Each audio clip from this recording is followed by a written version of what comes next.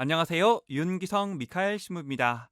CPBC 부산 가톨릭 평화방송 서포터즈인 블루프렌드 샵 2340을 소개합니다. 기도, 후원미사 참내, 정치 권유, 재능 기부, 협찬과 후원으로 블루프렌즈가 되어주세요.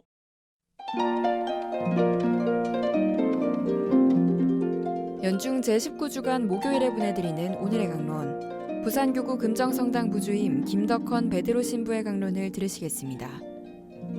오늘 복음은 마테오복음 18장 21절에서 19장 1절까지의 말씀입니다.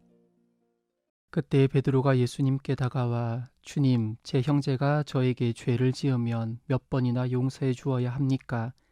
7번까지 해야 합니까? 하고 물었다. 예수님께서 그에게 대답하셨다. 내가 너에게 말한다. 7번이 아니라 77번까지라도 용서해야 한다. 그러므로 하늘나라는 자기 종들과 셈을 하려는 어떤 임금에게 비길 수 있다. 임금이 셈을 하기 시작하자 10,000달란트를 빚진 사람 하나가 끌려왔다.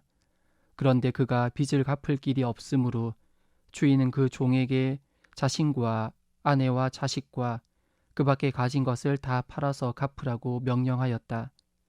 그러자 그 종이 엎드려 절하며 제발 참아주십시오. 제가 다 갚겠습니다 하고 말하였다. 그 종의 주인은 가엾은 마음이 들어 그를 놓아주고 부채도 탕감해 주었다.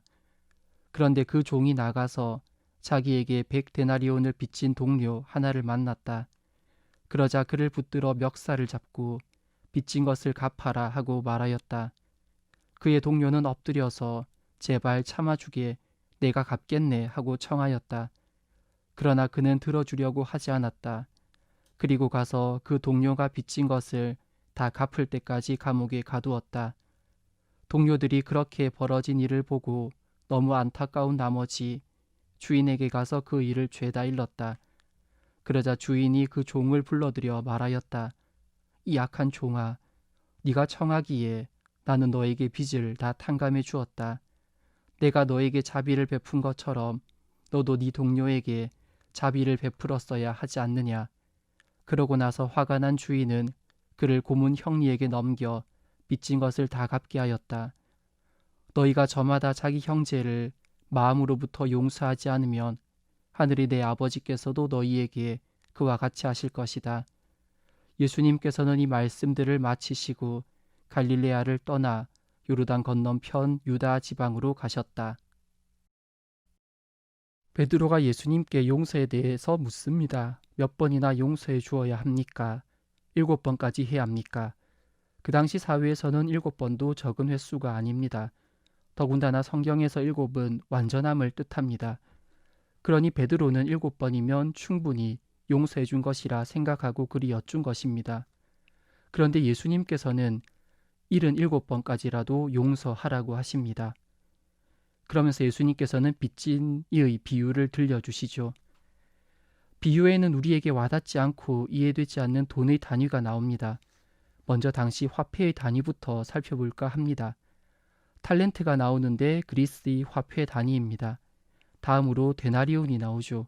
로마인들의 화폐 단위입니다. 한 탈렌트는 6,000 드라크마이고 한 드라크마는 한 데나리온입니다. 복잡하시죠? 그러니까 한 탈렌트는 6,000 데나리온과 동일한 가치란 말입니다. 그러면 비유에 나오는 10,000달란트는 얼마가 되겠습니까? 6천만 데나리온이 됩니다. 이 돈은 얼마만큼의 가치를 지녔을까요? 당시 일꾼의 하루 품삯이 한 데나리온이었다고 합니다. 그러면 10,000달란트면 산술적으로 6천만 일의 품삯입니다. 계산을 해보았더니 대략 16만 년을 쉬지 않고 일해야 벌 수 있는 돈입니다. 그러니까 10,000달란트의 빚은 현실적으로 탕감할 수 없는 금액인 것입니다. 그런데 주인은 그 엄청난 빚을 탕감해 주었습니다. 그런데 10,000달란트를 탕감받은 사람이 자신에게 100데나리온을 빚진 사람을 만났습니다. 100데나리온이면 100일치 품삯이겠죠. 이것도 적은 돈은 아닙니다. 하지만 10,000달란트와 비교하면 100데나리온은 비교 대상이 되지 않습니다. 갚을 때까지 얼마든지 기다려줄 수 있는 빚입니다. 하지만 너무 어이없는 일이 일어나죠. 10,000달란트의 빚을 탕감받은 사람은 자신에게 고작 100데나리온을 빚진 사람을 감옥에 가두고 맙니다. 그는 방금 10,000달란트를 탕감받았습니다. 평생을 벌어도 갚지 못할 돈이죠. 그런데 자신이 빌려준 돈은 고작 100데나리온입니다. 몇 달만 기다리면 됩니다. 이 현장을 목격한 사람들이 주인에게 이 사실을 전합니다. 화가 난 주인은 그를 고문 형리에게 넘겨 빚진 것을 다 갚게 합니다. 다시 베드로의 물음으로 돌아와 봅시다. 베드로는 예수님께 주님, 제 형제가 저에게 죄를 지으면 몇 번이나 용서해 주어야 합니까? 하고 물었습니다. 용서의 횟수를 묻자 예수님께서는 10,000달란트를 빚진 이의 비유를 들려주셨습니다. 이 비유가 전하려는 메시지는 분명합니다.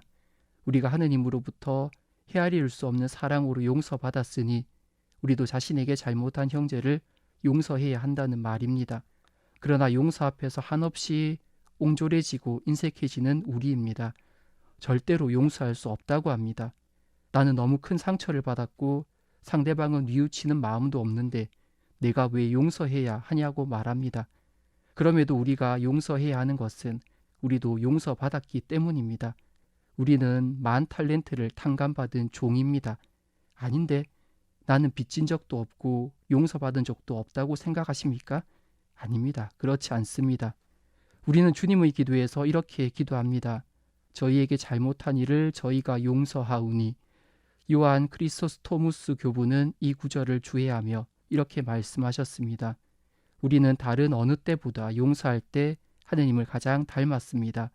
용서는 하느님을 닮은 우리가 매일 살아내야 하는 신자로서의 소중한 의무가 아닐까 싶습니다. 지금까지 부산교구 금정성당 부주임 김덕헌 베드로 신부의 강론을 들으셨습니다. 내일도 김덕헌 신부의 강론이 이어집니다. 오늘의 강론은 매일 오전 11시 미사를 봉헌하며 화해와 치유의 성지로 개발되는 오륜대 순교자 성지와 함께합니다.